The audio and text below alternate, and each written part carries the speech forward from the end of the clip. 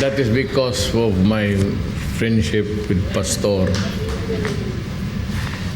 Very long time ago. Ako, I'm so glad to have you as a friend. Mayor ka, nung Vice Mayor, Congressman. And I am so glad that I have a friend that who became President. I'm proud of that. Taga Davao. No one had believed before that you will be able to be there. They already were saying that, who are you? You know, sino ka lang, taga Davao, gano'n. But, you know, it makes us proud. The Boeños and even the whole Philippines now. Proud kami. Presidency for me sa akin was a God-given gift. Galing talaga sa Diyos yan. Kung isipin mo lang, hanggang ngayon, balik ako sa dati, hindi na ako presidente.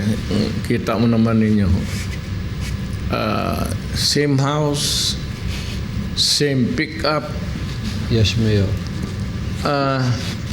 Talagang sinadya siguro ng... I was there for a purpose actually. Your achievements are unsurpassed until now. Your dedication to the work as a public servant, wherever, whatever, local or national, nakita natin. So, we thank you for that legacy and template of leadership that we won't ever forget.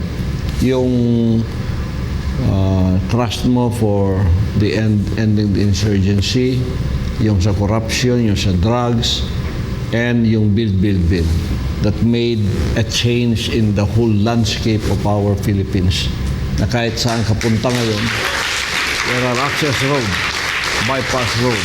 In fact, lahat ng mga nangyayari pang mga project ngayon, this is still a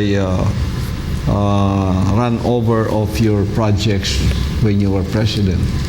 Well, pinapatuloy pang ngayon.